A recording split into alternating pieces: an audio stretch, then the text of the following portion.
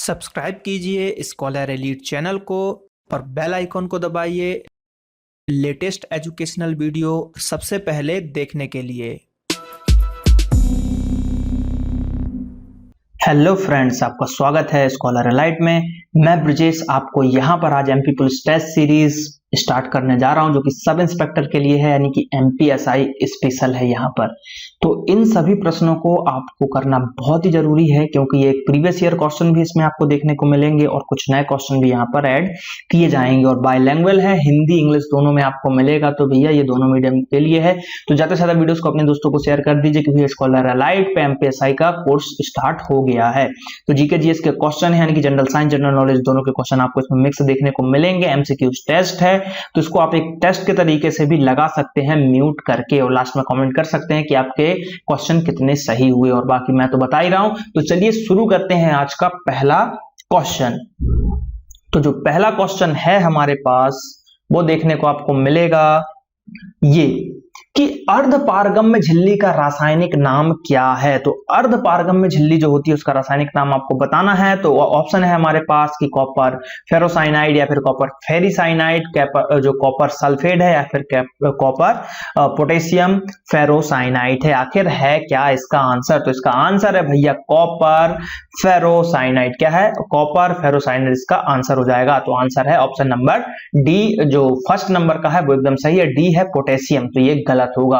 ठीक है, चलिए बात करते हैं अगले प्रश्न की। तो अगला प्रश्न है, बहुत ही अच्छा प्रश्न है कि जो इंद्रधनुष बनता है आसमान में, तो सूर्य जो है क्षैतिज से कितने डिग्री पे एंगल उसका बनता है, कितने डिग्री एंगल रहता है तब जो है इंद्रधनुष बनता है। तो उसका आंसर है आपका 40 डिग्री। जब 40 डिग्री रहता है तब जो है आपको इंद्रधनुष देखने को, ठीक है, बन जाएगा। तो चलिए अगले प्रश्न की तरफ बढ़ते हैं। अगला प्रश्न यहाँ पे बहुत ही अच्छा प्रश्न है कि धातु के आवेशित गोले के पृष्ठ से केंद्र की ओर जाने पर विद्युत क्षेत्र क्या होता है।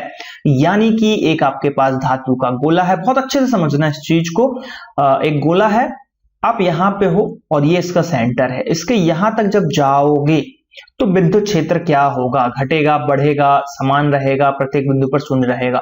यहां आओगे, हर बिंदु, एक बिंदु बिंदु बिंदु बिंदु बिंदु बिंदु पूरे बिंदु है, तो हर बिंदु पे ये होता है शून्य। रट लो, रट्टा मार लो भैया, एमपीएसआई निकालने के लिए रटना ही पड़ेगा आपको। जितना ज्यादा रट लोगे उतना ज्यादा अच्छा रहेगा। तो ये 0 ही आपको मिलेगा, प्रत्येक बिंदु पर शून्य रहता है। तो इसका आंसर होगा प्रत्येक बिंदु पर शून्य। चलिए अगला प्रश्न है, कैथोड किरणें क्या होती हैं? विद्युत चुम्बकीय आवेशित किरणों का प्रभाव या फिर तीव्रगामी इलेक्ट्रॉन का प्रवाह। आखिर होती क्या है कैथोड किरणें? तो जो कैथोड किरणें होती हैं वो होती है भैया तीव्रगामी इलेक्ट्रॉनों का प्रवाह। क्या होती है? तीव्रगामी इलेक्ट्रॉनों का प्रवाह। तो इसका आंसर हो जाएगा flow of high energetic electrons. अगला प्रश्न, ट्रांजिस्टर बनाए जाते हैं। तो देखिए जैसे ही ट्रांजिस्टर नाम आपने सुना होगा आपके दिमाग में आ जाना चाहिए कि सेमीकंडक्टर से बनता है। तो एक ही ऑप्शन है हमारे पास सेमीकंडक्टर का, भले उसके आगे डोप लिखा उससे हमको मतलब नहीं है। सेमीकंडक्टर, हाँ, दो को अगर होते कि यहाँ पे एक सेमीकंडक्टर लिखा होता, यहाँ पे डोप सेमीकंडक्टर लिखा होता, तो हम सोचते यहां पर सिर्फ एक ही क्वेश्चन है सेमीकंडक्टर का, तो आंख बंद करके इसको आपको आंसर लगाना है। तो डोपित अर्धचालक इसका आंसर हो जाएगा। तो आंसर क्या है? डोप्ड सेमीकंडक्टर, क्योंकि जो ट्रांजिस्टर बनाए जाते हैं सेमीकंडक्टर से ही बनाए जाते हैं, अर्धचालकों से बनाए जाते हैं। अगला प्रश्न है कि दूर संचार के लिए कौन सी तरंग यहां पर उपयुक्त है? पराबैंगनी किरणें, अवरक्त किरणें, सूक्ष्म किरणें या फिर दृश्य प्रकाश। तो देखिए होगा नहीं, तो इसके लिए जो आंसर है आपका है शॉर्ट वेव्स। कौन सा है? शॉर्ट वेव, सूक्ष्म तरंगों का यहां पर उपयोग किया जाता है दूर संचार के लिए। ठीक है, चलिए तो आंसर देखते हैं। आंसर है सूक्ष्म तरंगे। अगला प्रश्न जो है एक अच्छा प्रश्न है कि किरचॉफ के प्रथम नियम और द्वितीय नियम जो है क्रमशः संरक्षण दर्शाते हैं। किसका संरक्षण दर्शाते हैं? रेखीय संवेग, कोणीय संवेग का, या फिर आवेश और ऊर्जा का, संवेग और ऊर्जा का, और आवेश और रेखीय संवेग का। तो किरचॉफ के जो नियम है वो दर्शाते हैं आवेश और ऊर्जा को, यानी कि पहला वो आवेश को दर्शाता है और दूसरा ऊर्जा को, ऊर्जा के संरक्षण को दर्शाता है। ठीक, चलिए अगला प्रश्न है, ये बहुत अच्छा प्रश्न है। उस टाइम पे जो पूछा गया था तो बहुत से बच्चों से नहीं बना था, उन्होंने बोला था पता नहीं ये कौन सा क्वेश्चन दे दिया है। तो सिंपल सा क्वेश्चन है, इसको मैथ्स की तरह सॉल्व कीजिए आप। एक वृत्तीय लूप है, ठीक है, एक वृत्तीय लूप है, ये हो गया वृत्तीय लूप। इसमें इसकी त्रिज्या है r, धारा है यहां पर I, ठीक है, और इसके तुल्य जो है चुंबकीय द्विध्रुव का आघूर्ण निकाला है। तो चुंबकीय द्विध्रुव का आघूर्ण निकाला है तो इसके लिए हमको क्षेत्रफल लेना पड़ेगा। तो इसका क्षेत्रफल होता है पाई आर स्क्वायर और उसके साथ आई धारा मल्टीप्लाई होगा। तो इसका आंसर होगा आई पाई आर स्क्वायर। तो आंसर है इसका सी वाला। चलिए अगला प्रश्न देखते हैं कि द्रव की बूंद में अतिरिक्त दबाव जो होता है वो क्यों होता है। तो द्रव की बूंद में जो अतिरिक्त दाब होता है, देखिए वो होता है, मतलब क्या होता है, तो वो होता है 2T/R और ये R जो है वो है त्रिज्या, रेडियस, वो भी किसकी, द्रव के बूंद की। द्रव के बूंद की त्रिज्या है R। और एक क्वेश्चन और पूछा जा सकता है यहां से कि बुलबुले, ठीक, पानी का जो बुलबुले होता है उसका अतिरिक्त प्रेशर कितना होता है, तो वो होता है 4T/R। ठीक, इसका देखिए फुल फॉर्मूला तो होता है वैसे Pa प्लस 2T/R या और इसका Pa प्लस 4T/R। तो Pa इन्होंने ऑप्शन में ही नहीं दिया तो उससे हमको मतलब नहीं है। और Pa जो होता है वो होता है आपका वातावरण का जो नॉर्मल टेम्परेचर है, एटमॉस्फेरिक जो प्रेशर है वो होता है Pa। चलिए तो आंसर है 2T/R। अगला प्रश्न देखते हैं कि एक पूर्ण आंतरिक परावर्तन के लिए क्रांतिक कोण अधिकतम होगा जब किरण हवा से, मतलब कांच से हवा में जाएगी, हीरे से हवा में जाएगी, या फिर कांच से पानी में जाएगी, या पानी से हवा में जाएगी। तो वो भैया जब कांच से हवा में जाएगी, ठीक है, सॉरी, कांच से जब पानी में जाएगी, हवा वाला नहीं, कांच से जब पानी में जाएगी तब जो है ये चीज यहां पर होगा। तो इसका आंसर है कांच से पानी में जाएगी। तो आंसर है थर्ड वाला। चलिए बात करते हैं अगले प्रश्न की। अगला प्रश्न है कि स्वराज मेरा जन्मसिद्ध अधिकार है और मैं इसे लेकर रहूंगा। और ये जो है किसने कहा था, तो बहुत ही फेमस है ये, तो आई थिंक मुझे बताना भी नहीं चाहिए लेकिन आंसर बता देता हूं मैं कि इसका आंसर है लोकमान्य बाल गंगाधर तिलक। इनके द्वारा जो है कहा गया था। और सरदार वल्लभ भाई पटेल को तो सब जानते हैं, सरदार की उपाधि मिली थी इनको बारदौली सत्याग्रह के दौरान। राजा राम मोहन राय और चंद्रशेखर आजाद सभी लोकप्रिय व्यक्ति हैं, लेकिन आंसर है यहाँ पर लोकमान्य बाल गंगाधर तिलक।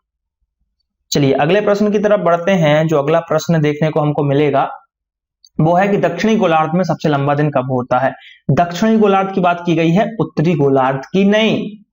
दक्षिणी की बोली गई है, उत्तरी की नहीं, क्योंकि उत्तरी में तो हम लोग रहते हैं, यहाँ पर दक्षिणी की पूछी गई है। तो ऑप्शन है 21 जुलाई, 22 दिसंबर, 22 नवंबर और 21 जून। तो जो इसका आंसर है वो है भैया 22 दिसंबर। 22 दिसंबर को सबसे छोटी रात होती है या फिर सबसे लंबा दिन होता है। अब आपके लिए एक क्वेश्चन है, आपको कॉमेंट करके नीचे कॉमेंट बॉक्स में आपको दर्शाना है, बताना है कि उत्तरी गोलार्ध में, जो उत्तरी गोलार्ध होता है हमारा, ठीक है, उत्तरी गोलार्ध है जहां पर हम रहते हैं, तो वहां पर सबसे लंबा दिन कब होता है। सबसे लंबा दिन वहां पर कब होता है। कमेंट में ज्यादा से ज्यादा मुझे कमेंट कीजिए। जो सीरियसली पढ़ाई कर रहे हैं, सीरियसली उनको एमपी पुलिस में सिलेक्शन चाहिए, तो उनको कमेंट करना जरूरी है।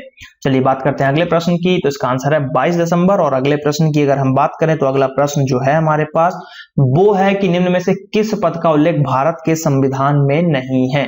तो भारत के संविधान में देखिए राज्यसभा का उपाध्यक्ष के लिए भी पद है, राज्य विधानसभा के उपसभापति का भी उल्लेख है, लोकसभा के उपसभापति का भी उल्लेख है। उप प्रधानमंत्री का कोई भी उल्लेख आपको देखने को नहीं मिलेगा, ठीक है, कोई भी देखने को ये नहीं मिलेगा।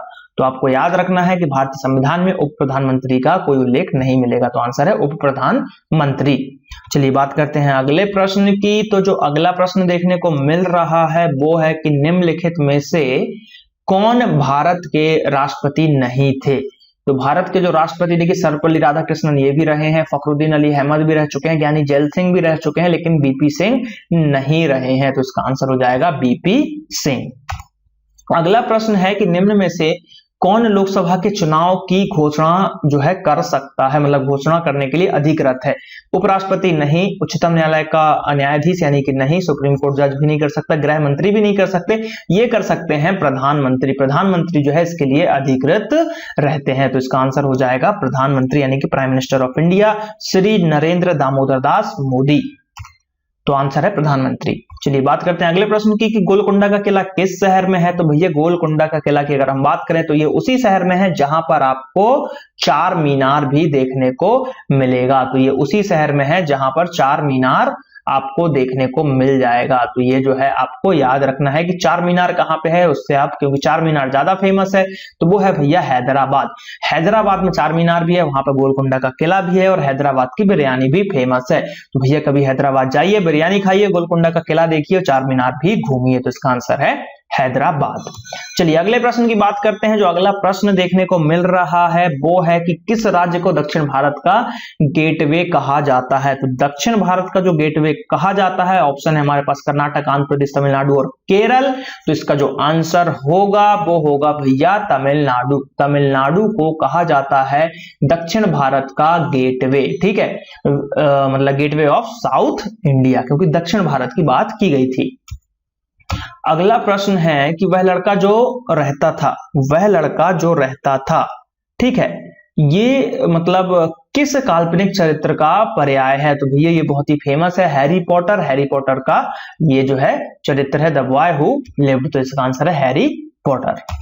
अगला प्रश्न है कि पियरे कार्डियन का नाम किससे रिलेटेड है। तो भैया ये बहुत ही जो है फैशन डिजाइनिंग से रिलेटेड है। फैशन डिजाइनिंग में इनका बहुत ही बड़ा रोल है। तो ये फैशन डिजाइनिंग, इनको आपको याद रखना है कि फैशन डिजाइनिंग से रिलेटेड क्षेत्र से ये व्यक्ति आते हैं। अगला प्रश्न है कि भारत में एक राज्य की पहली जो है महिला पुलिस महानिदेशक कौन थी।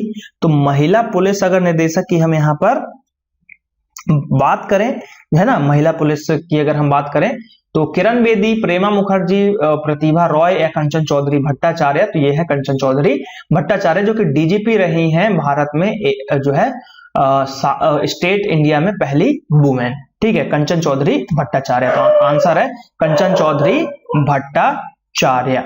चलिए अगले प्रश्न की बात करते हैं। जो अगला प्रश्न यहाँ पर देखने को मिल रहा है वो है कि शिकागो में जो मिसिंग जो है यहाँ पर एवेन्यू मार्ग, जो मिशिगन एवेन्यू मार्ग है, वो किसके नाम पे रखा गया था। तो ये जो रखा गया है भैया स्वामी विवेकानंद, क्योंकि शिकागो से वो रिलेट करते हैं स्वामी विवेकानंद जी, और इन्हीं के ऊपर ये चीज रखा गया है। तो आंसर क्या हो जाएगा, स्वामी विवेकानंद। चलिए अगले प्रश्न की बात करते हैं। अगला प्रश्न जो है यहाँ पर कि क्रिस्टोफर कोलंबस जी जो है वो कहाँ की उनकी नागरिकता है, कहाँ के वो राष्ट्रीयता है, कहाँ की नेशनलिटी है उनकी, अमेरिका, इटालियन है या फिर पुर्तगाली है या कोई नहीं इनमें से। तो इसका आंसर है इटालियन, वो इटालियन है उनका जो है नेशनलिटी की अगर बात करेंगे तो इटालियन है क्रिस्टोफर कोलंबस। अगला प्रश्न है कि भारत में गेहूं के भंडार के रूप में किसे जाना जाता है। तो गेहूं का जो भंडार है उसके लिए जाना जाता है पंजाब को। यहां पर प्रति हेक्टेयर जो है सबसे ज्यादा गेहूं को होता है, लेकिन उत्तर प्रदेश में टोटल क्वांटिटी की बात करें, ओवरऑल टोटल क्वांटिटी यहां पर उत्तर प्रदेश में सबसे ज्यादा होती है। तो ये आपको याद रखना है, दोनों पे क्वेश्चन अलग अलग बनते हैं। तो यहाँ पे आंसर है पंजाब। तो यहां पर जो है क्वेश्चन समाप्त होते हैं। आई होप कि ये वीडियो आपको अच्छा लगा होगा। अगर ये वीडियो अच्छा लगा है तो लाइक कीजिए, कमेंट कीजिए, शेयर कीजिए और ज्यादा से ज्यादा कमेंट कीजिए जो भी मैंने क्वेश्चन पूछा है, क्योंकि जो सिलेक्शन लेना चाहते हैं एमपी पुलिस में उनको ज्यादा से ज्यादा तैयारी करने की जरूरत है। ज्यादा से ज्यादा आपको कमेंट करना है, क्योंकि आपको 170 प्लस स्कोर करना है। तो उसके लिए जीके बहुत ही अच्छा स्कोर करना पड़ेगा। तो चलिए मिलते हैं अगले वीडियो में। Thank you. जय हिंद, जय भारत।